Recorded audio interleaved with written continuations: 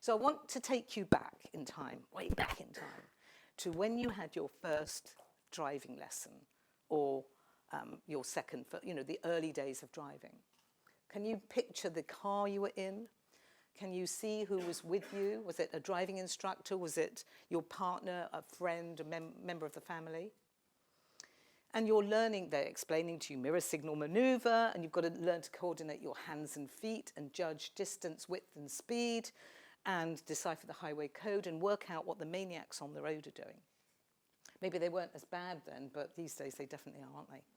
So you're doing all of that stuff, and actually for the conscious mind, because the conscious mind is quite small, it's a huge number of things to be learning to do at the same time, so it's quite a complex task. But as you go along and you keep going out for these lessons and you keep doing the same thing over and over, really, it becomes easier and easier. I'm sure you remember this. So you relax a little bit more. Now we're going to fast forward. You've already passed your test. You're not like me. I failed twice before I passed mine. And you've been driving for 2 or 3 years after your test. Now one day you get in your car. Don't suppose it looks like that. And you drive on a familiar journey and you get to your destination and you suddenly realize that you have no recollection whatsoever of that journey. Have you all had that experience? Yeah. This is a universal experience. You can go anywhere in the world and ask that, doesn't matter where it is, and they will all say yes, they've had this experience. So at that point, when you arrive at your destination with no recollection of what you've been doing, of your driving, you're known as unconsciously competent, the only technical bit of my entire talk.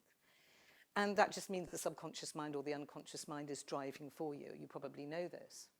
And the subconscious mind is enormous and massive, and it does loads and loads of things for you every single day, and you couldn't live without it.